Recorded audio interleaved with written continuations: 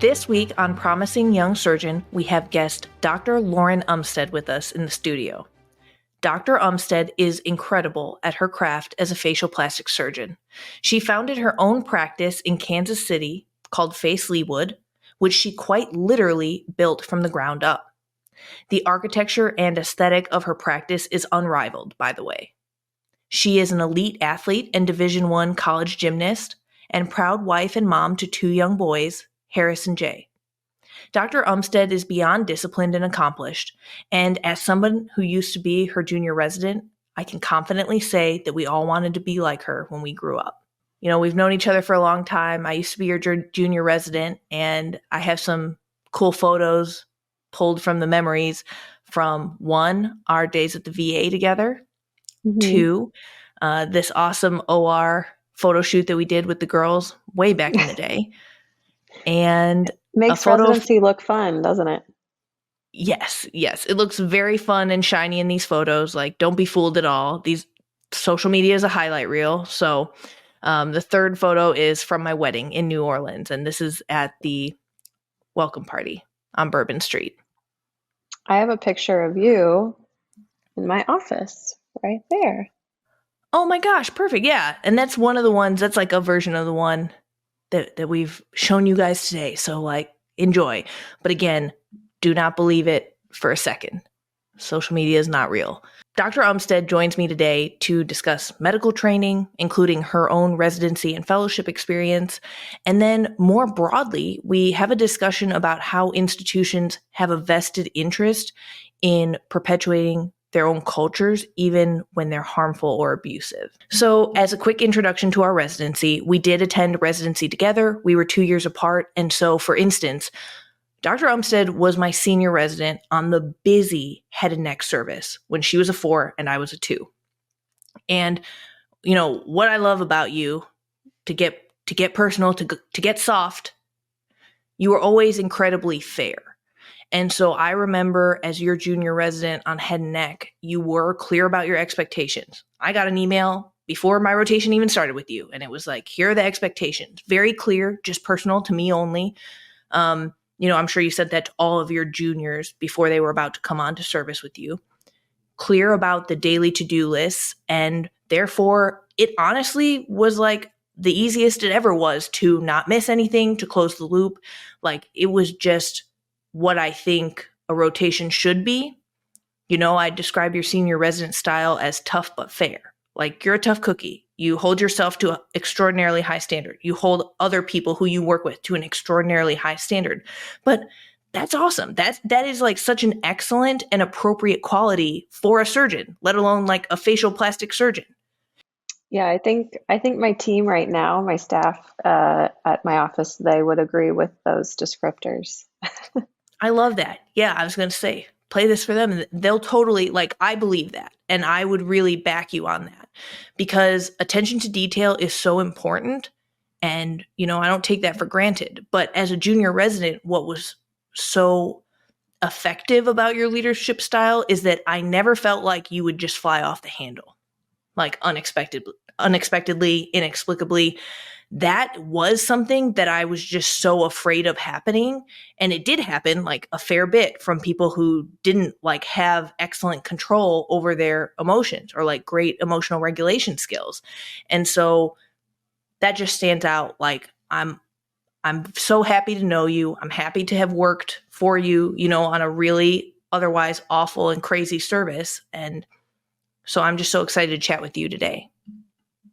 Well, thank you for having me. And just a few things. In terms of being off the rails, I had just had our first child when I was running that service, and being postpartum, working 80 hours a week, having a newborn, breastfeeding, it was probably one of the most difficult times of my life. So thank you for remembering it in a positive way.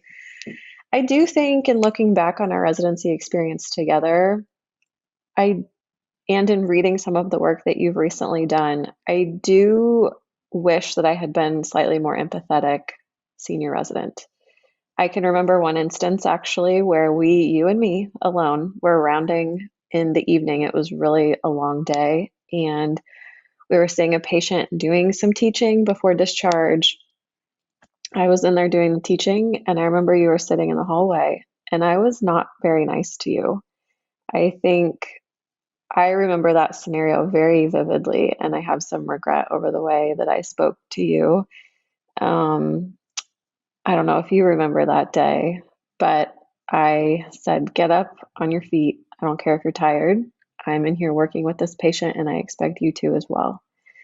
Um, and I think that one reason I think that a lot of surgeons get hardened and become these like bad personalities is that they learn it from other people, right? And so that was one instance in my residency training that I felt like I was really not being fair to the team that I was working with. So I would want to formally apologize for my behavior on that one day. I still very vividly remember that. Oh my gosh. Well, no, I really do appreciate that. And honestly, I don't remember it at all. So why was I on the ground? Like listeners can decide. Was I a clown resident and like why was I out there? I No. honestly do not recall. And it may be because for other reasons, like there are parts of residency I don't remember. There are like whole weeks and months that I totally dissociated to survive. And but I appreciate you saying that.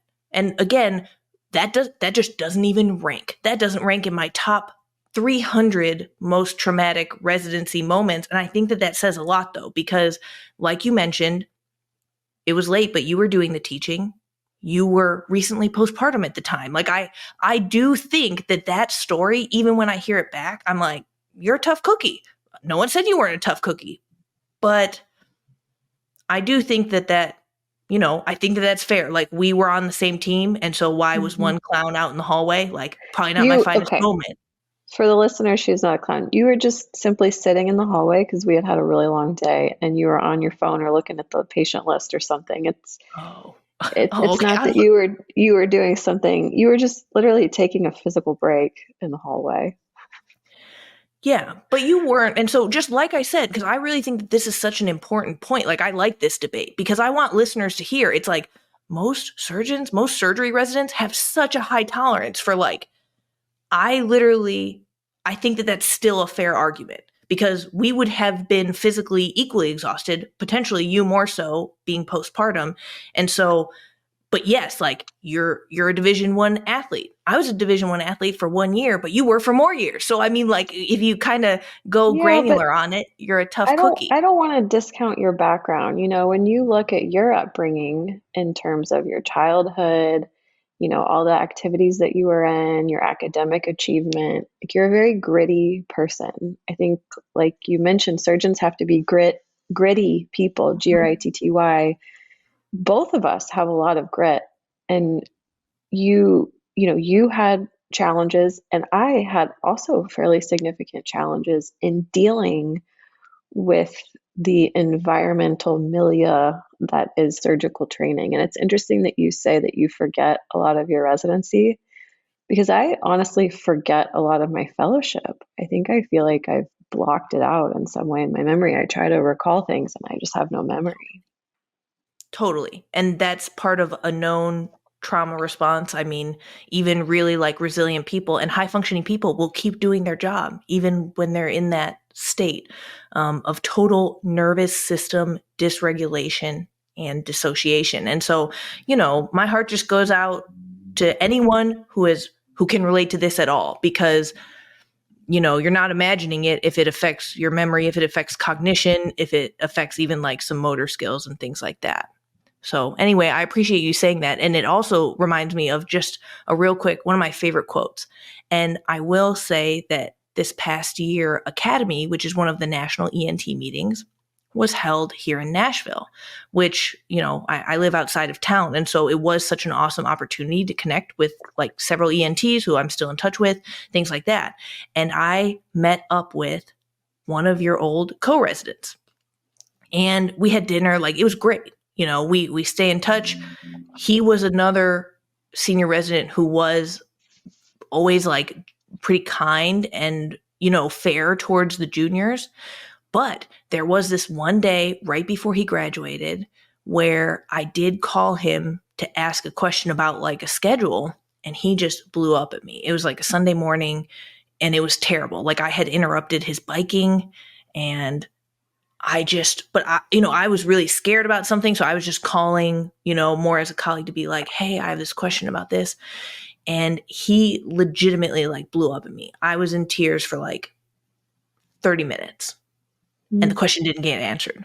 And what's so funny is a few months ago, because this is years later, and he asked me, he was like, I probably never like exploded at you or, scared you at work. And I was like, well, there was like one teeny time. Like again, we're still good, but there's that one teeny time. He had no recollection of it. He was like, that doesn't even really sound like me. And you know what's so funny is that it doesn't sound like him. And that's part of why Hmm. we still maintain a good relationship. Like it might have been a one-off, but the quote is, the axe forgets, but the tree remembers.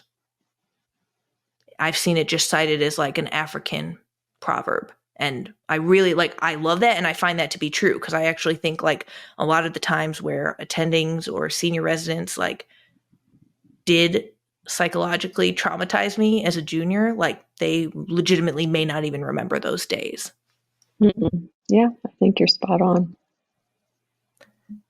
So, in my experience as a resident, I feel like I both witnessed and experienced many instances of verbal abuse.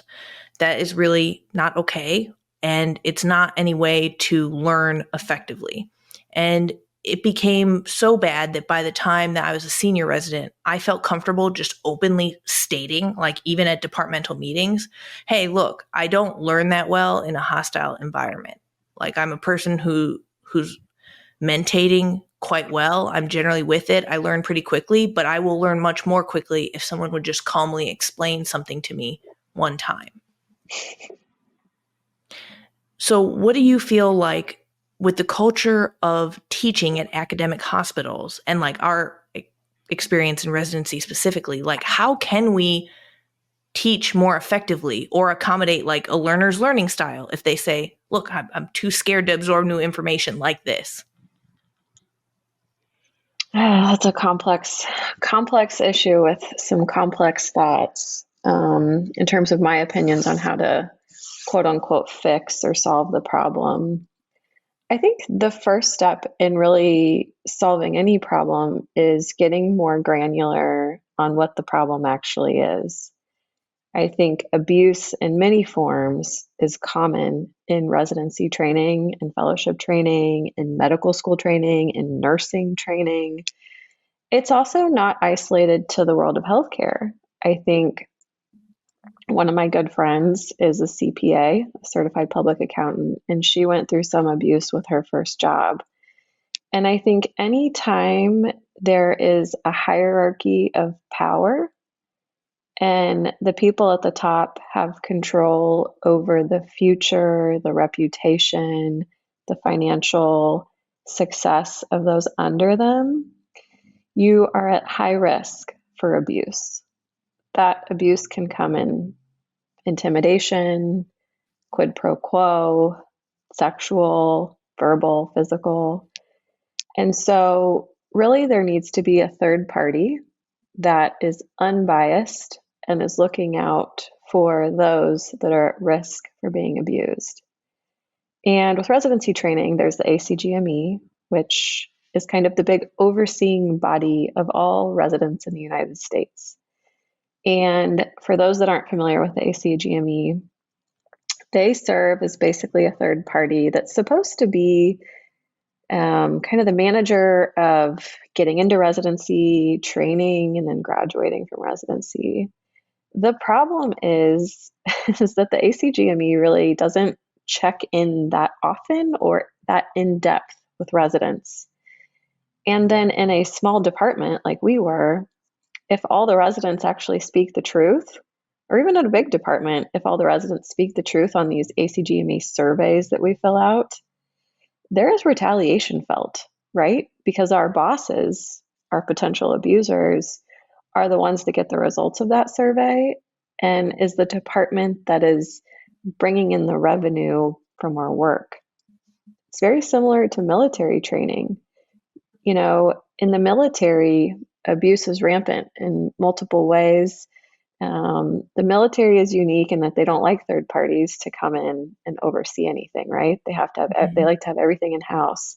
And so I very much see that kind of mirrored in the healthcare system. These giant hospitals, they want to keep everything in house. They don't want the public to know that the surgeon that's in charge of your surgery is a potential abuser, and or that the helper surgeon or the resident surgeon just got yelled at in the hallway by the boss.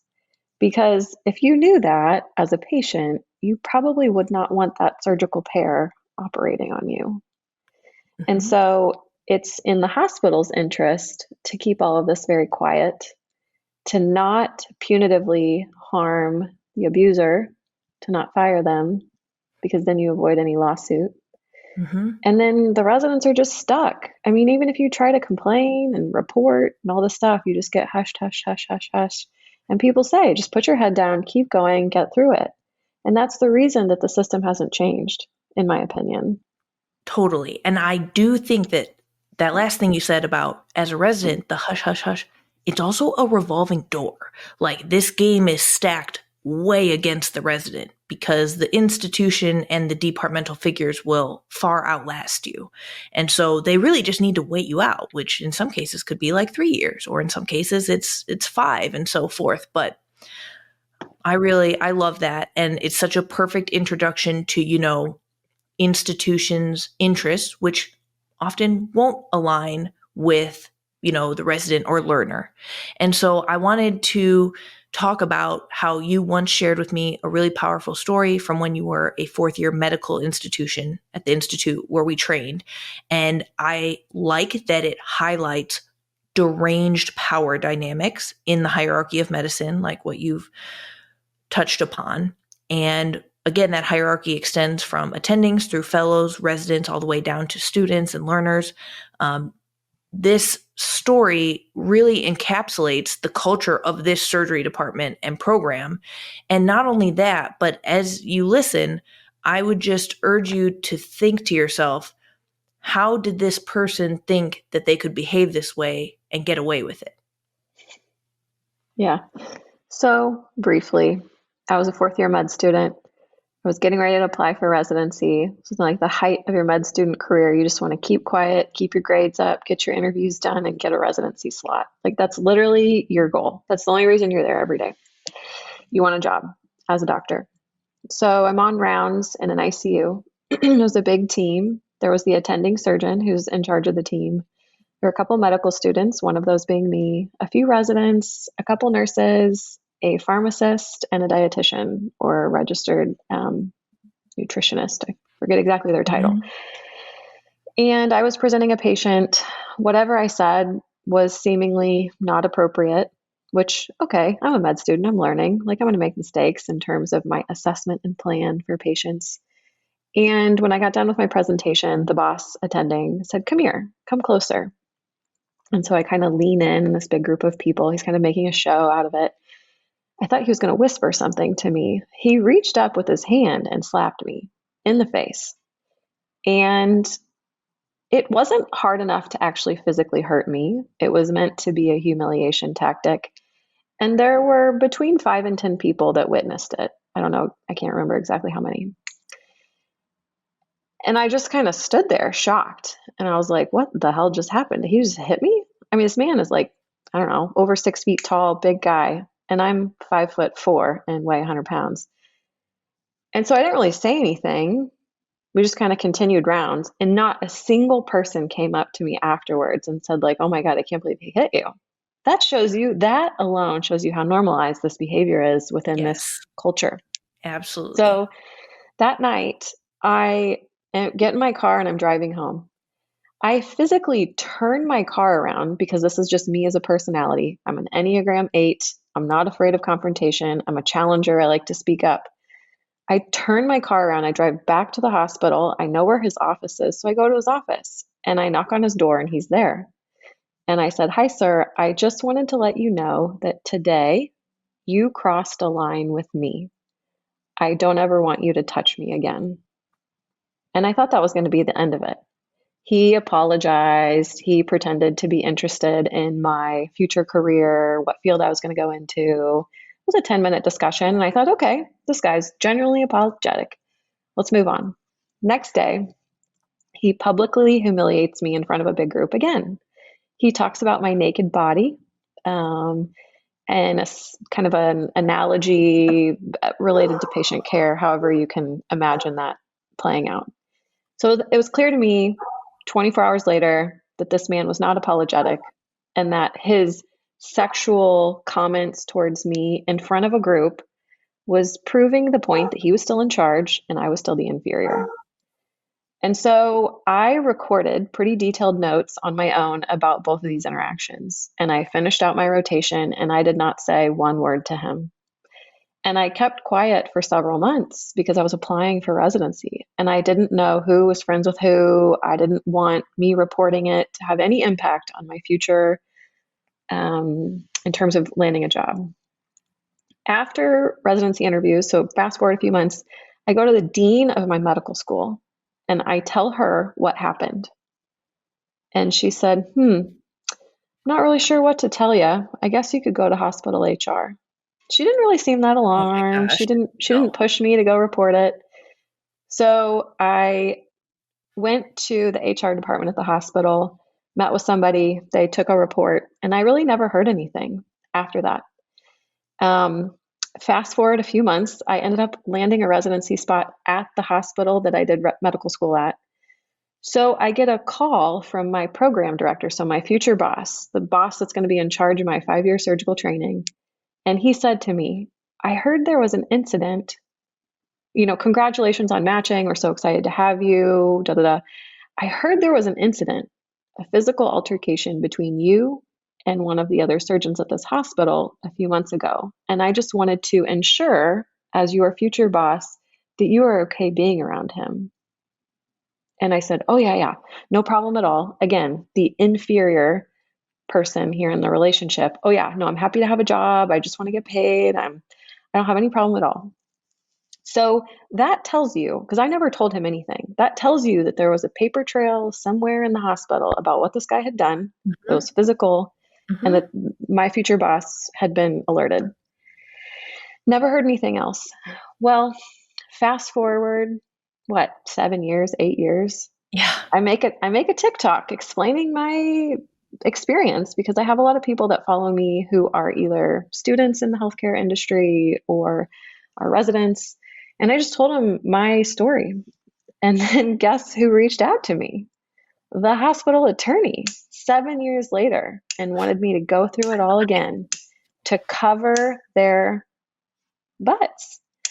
It's just infuriating. And so that specific occurrence dictated what I would tolerate as a resident and as a fellow. I think our own experiences really inform us of where our line is in the sand. You mentioned I was an athlete. I think also I tolerated a fair amount of abuse as a gymnast. And Mhm. so in my mind, my abuse meter was fully at the top. I was not going to allow any more abuse um, beyond a certain point in Mhm. my life. And so at this point in my life, I'm just done. I'm not going to tolerate it. And if you're going to treat me like that, I don't want to be around you because there's plenty of wonderful people in this world. And I'm not going to let these rotten eggs sour my day. Totally. But like, of course, as an announcement again to the institutions, if we don't change the culture, then we lose brilliant people. Like it's kind of the brain drain then at the institution where that is the culture because people, like yourself, they won't be willing to partake in it. Okay, well, eventually something's got to give. So, like, the quality will go down. One thing I wanted to add is that, what that attending said to you the next morning was just like beyond. So let's not actually totally gloss over what that attending said to you the next day. So, I mean, I remember hearing this story for the first time when you were a senior resident, certainly not something we talked about much in early years of even working together. But the night before, you had turned around, you went and saw him, you received an apology. He seemed convincingly contrite. Like, I remember you being like, I honestly thought I was proud of how I handled it. I thought it was put to bed. I thought we were good. Like, I was willing to drop it. He had apologized. And I want to share what he said the next morning, because this still is just like, it really illustrates to people how much HR is like not a piece of the equation here. Because what happened was, I remember that you said that like the patient's abdomen was open. This was like a major, SICU patient and a very large wound. And instead of saying, this patient has a very large wound, he said, you could take Lauren here, strip her naked, drop her into red paint, and then hide her in the wound. Come on, grow up. That is what an attending with major power and influence at this hospital said to you in front of people, to double down on the power that he had over you, after the previous day's incidents. And that just grinds my gears. That gets me worked up. Also, maybe he actually does have like a future in creative writing or something. Like, he should get an outlet. He should start a podcast, because that guy has a very vivid imagination and like very vivid insults or put downs. What's interesting is that he's married and he has children. I think that provides some context of like, he's not just this creepy dude that lives alone. He has a woman and women in his life that he deeply loves and cares for. And how would he feel if someone talked about his wife like that? Give me a break. Yes, exactly. And I just, like I said, just think about the fact that this man, seemingly nothing came of the entire situation. He still remains a powerful and influential person at that hospital system today. They must have like somebody at HR monitoring your TikToks now for like anything that they have to just put out. But I really appreciate, you chatting with us about that, because it's such a good representative story of a myriad of problems. And so I think if nothing else, me sharing the story tells everybody else out there that when things like this happen to them, they're not alone. And you should go report them. And I'm glad I reported it. I wish I would have reported it earlier, and I wish I would have been more forceful with asking for feedback and what was the follow-up. But I think if nothing else, it tells people that you are not alone.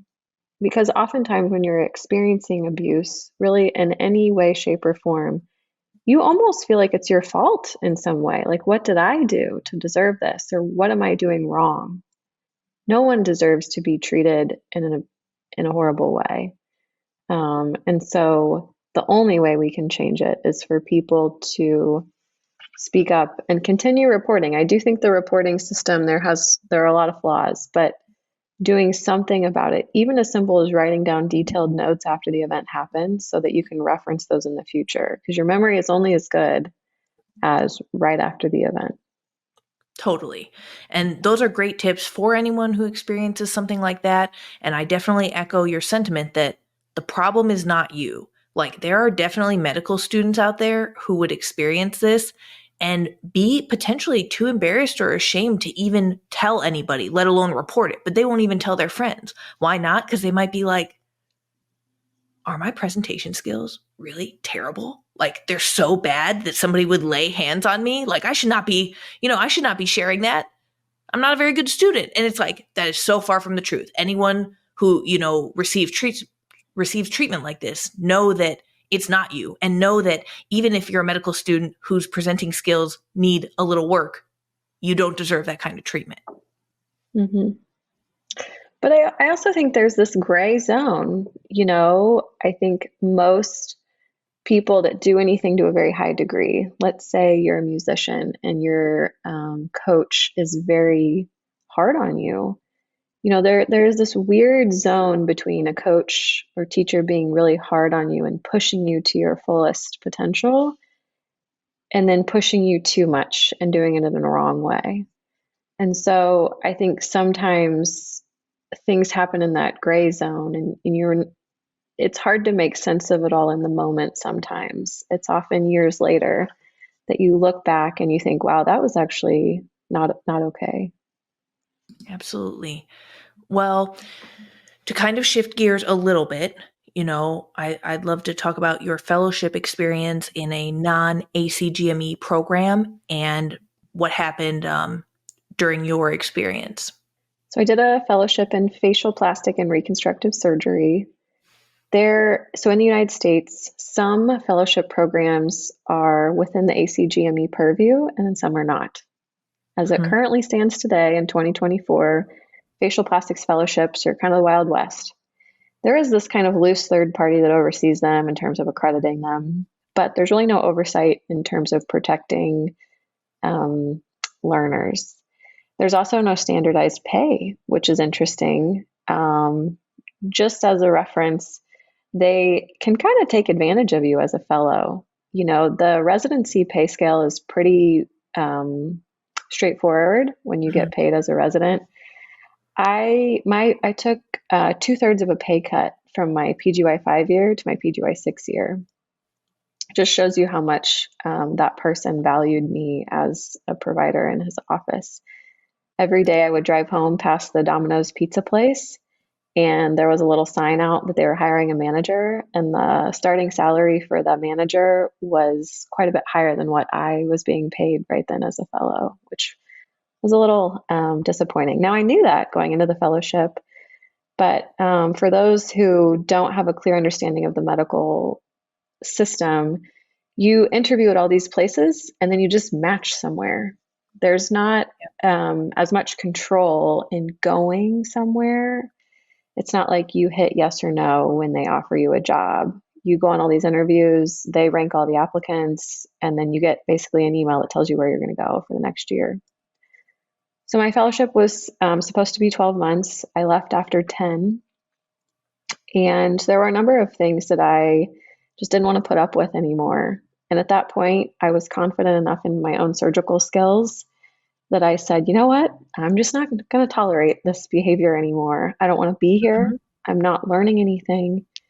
And I'm being abused by this person and their team. And so, for that reason, I'm going to leave my fellowship early. And it's something that is rarely talked about. I don't know anybody. So before I made that decision, I knew nobody that had a really challenging fellowship. I knew nobody who left their fellowship. But since I have done that, I have had numerous people reach out to me who are either currently in a fellowship and having a really, really hard time, or Mhm. who have left their fellowship in various fields and specialties. And so again, I think it's hard when you're in the moment because it feels like you're alone and you're the only one to ever do this, to make this big decision.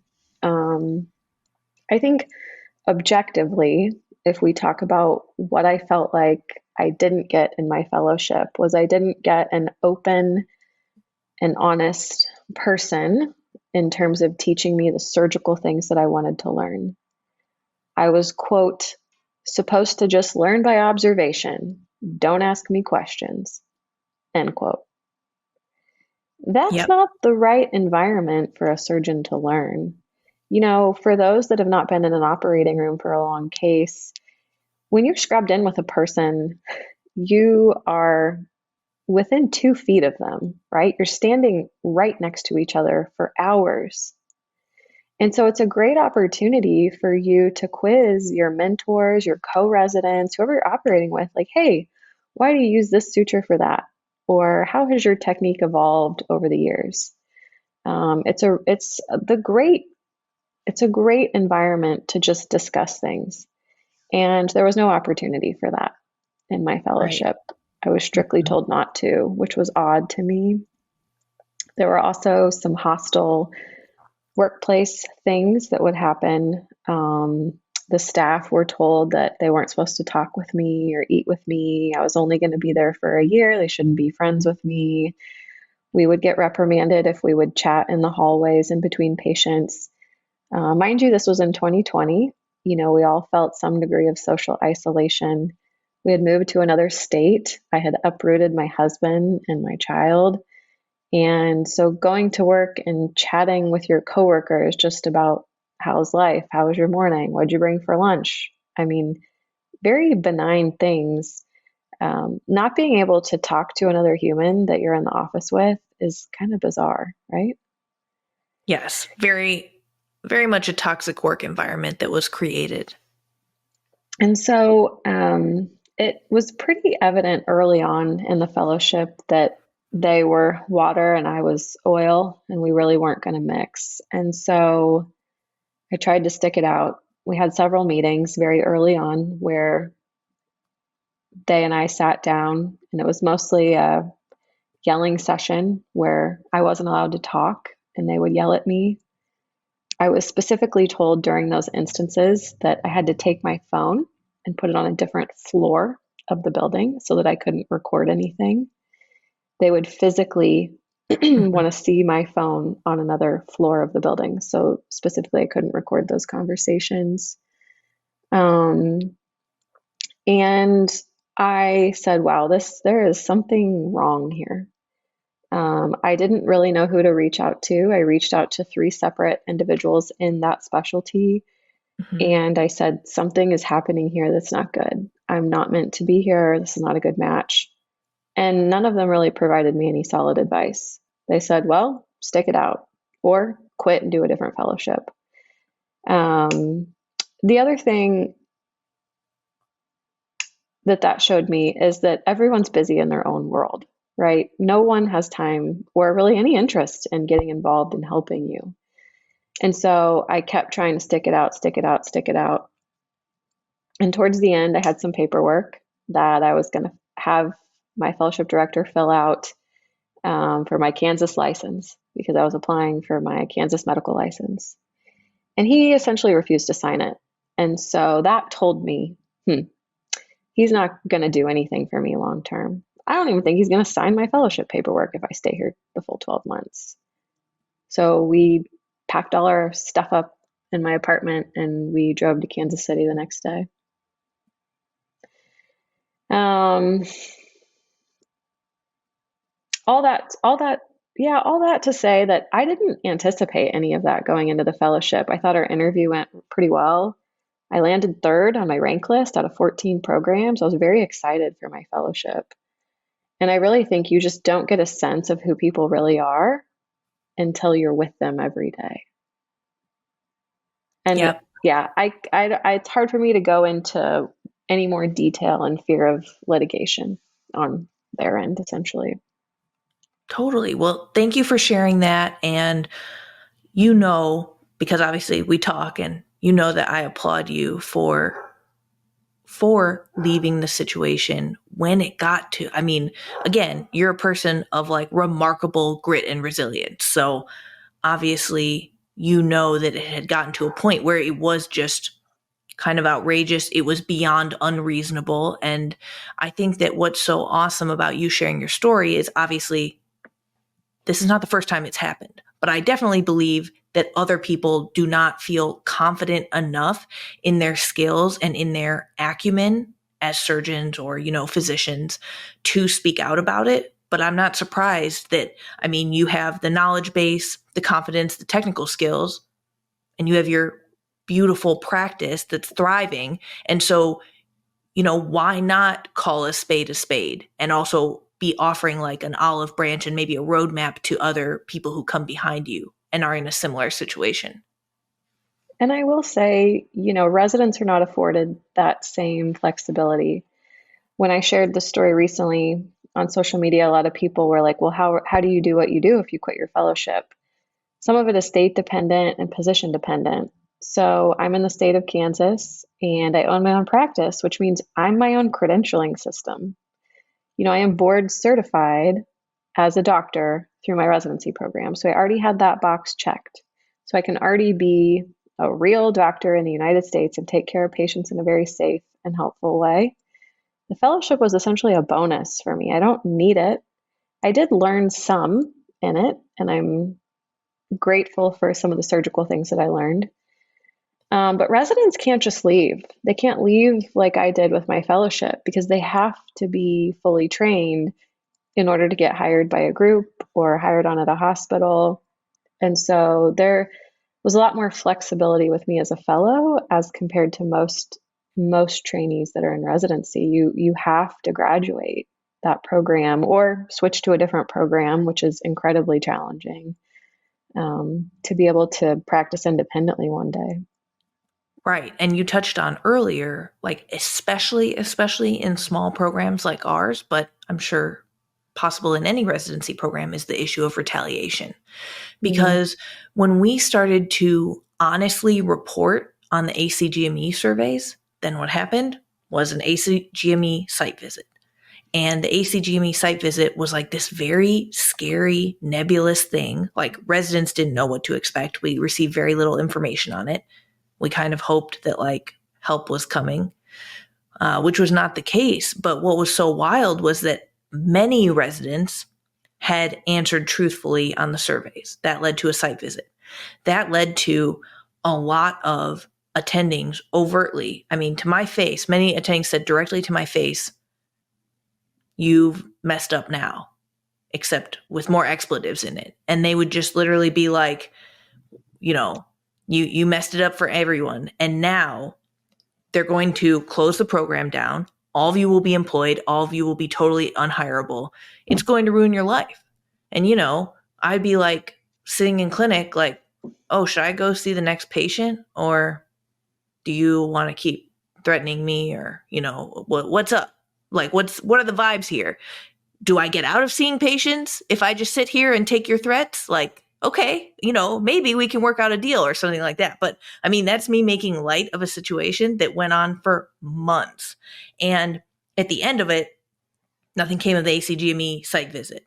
What's so funny, and I think that it's relevant here, is that one of our mutual senior residents, back in the day, uh, made us take the surveys in the resident office with him standing behind us. And I remember him changing my answers. Like it was like, have you ever witnessed discrimination based on gender or race? I was like, yes. And he's like, that is going to create a mountain of paperwork. You're not allowed to say anything other than it's amazing here. And, we're very happy society. Like, that's Yeah. why it was so funny, because when he graduated, suddenly all the survey numbers dropped drastically. And there were questions that were like, you guys are the happiest department in the hospital. Like, you've had perfect scores for all these years. So like, what's going on? And they could not make sense of the numbers. So that's a little bit funny. Yeah. It shows the realities of how reliable survey answers are, even if they're quote unquote anonymous. Yeah. Well, to kind of wrap things up in terms of our conversation broadly, I think that we have well illustrated the vested interest problem. Like, it's really hard to find a neutral third party when you're in medical training or as a physician, because of course the hospital has a vested interest in protecting the attending. The ACGME has a vested interest in protecting the system as it is. And the fellowship overseeing bodies want to protect their programs and, continue to support them. So I know that you mentioned that a lot of this reminded you of the Athlete A documentary, which came out in 2020, which hits close to home given your extensive career as a gymnast. Yeah. So Athlete A was the documentary made about Larry Nasser, who was a physician with USA Gymnastics and some other gyms like Michigan. He was employed there for a long time. And he sexually assaulted hundreds of gymnasts, sometimes with their parent in the room with them, the treatment room.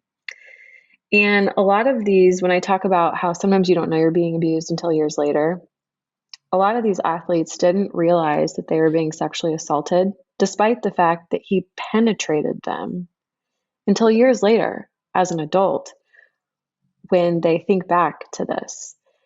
He had the ticket to the Olympics, right? He worked very closely with Marta and Bella Caroli, who were in charge of picking the girls that went and made the Olympic team. And so there were some gymnasts very early on that voiced some concerns about his abuse, and they were silenced. And so they went a rung up, they went to USAG, the United States Gymnastics, and said, hey, this abuse is happening. USAG essentially did the same thing that the Boy Scouts of America did for years, where they just bury, bury, bury, bury evidence because they want to protect their reputation, right? USA Gymnastics wants to be looked at as this great sport that most of us enjoy every 4 years at the Olympics, but that is a highly profitable organization, and they're highly susceptible to abuse, right? A bunch of little girls in leotards. Again, essentially the same as the Boy Scouts of America. Profitable organization, high risk of abuse, given that it's a bunch of young boys where adults have Unlimited unrestricted access. access Yeah, totally. to. And so I think that what came out in the Athlete A documentary is that there are bad eggs, and we cannot prevent bad eggs from getting into the system, right? Whether it's a surgeon Right. that's training you or a teacher that's teaching your child. There are bad eggs out there. They're one in a million, right? But unfortunately, we come into contact with millions of people during our life. And so the responsibility lies in the reporting system, because that's the person and the group and the organization that's going to keep these people safe. And so for residents, there has to be someone to go report to that's going to go to bat for you, because you can't go to bat for yourself. You'll just get fired, or you'll get yelled at every day, or you won't get access to the good cases. I mean, you'll just be black sheeped for your entire residency. It's the same with the gymnast. They couldn't go Right. to USAG. They needed a third party who could come in and support them in a way that would help them get away from their abuser while not prohibiting them from advancing in their career. Right. Totally. Well, I think it's a lot to chew on, and I really appreciate the conversation to give like these illustrative points, which, remain a good jumping off point for this conversation and the discussions about what neutral third parties, if any, can be available for medical trainee and early career physician support. I want to wrap up really quick with my segment, which is, do you believe in karma? I don't know. I feel like my gut tells me it's not real, but my brain tells me I want it to be real, because I so want it um, to be real. I, I think like kindergarten teachers, preschool teachers, nurses, they should have all the good karma in the world, because they are what makes our world go round. They educate our children. They have the hardest jobs. So for them, I want them to have all the great karma in their future life. And for those one in a million bad eggs, I hope that karma is real. And I hope they're reborn as an earthworm one day and just eat all day. Oh, yeah, that lifts the spirits to think about for sure. Um, yeah, I agree. I think that part of the problem with karma is that maybe it doesn't happen on a timeline that is useful or satisfying. But like I said, for morale related reasons, I just have to be like, oh man, it for the surgeons who have yelled at me, every time a surgeon yells at me, I'm like, I gotta believe in karma. And, maybe I go mess with my voodoo dolls a little bit. And then I just, and then you have to just basically let go or be dragged. I really like that mantra. Totally agree. Thank you so much, Dr. Umstead. Really appreciate you. And it's always just such a joy to chat with you.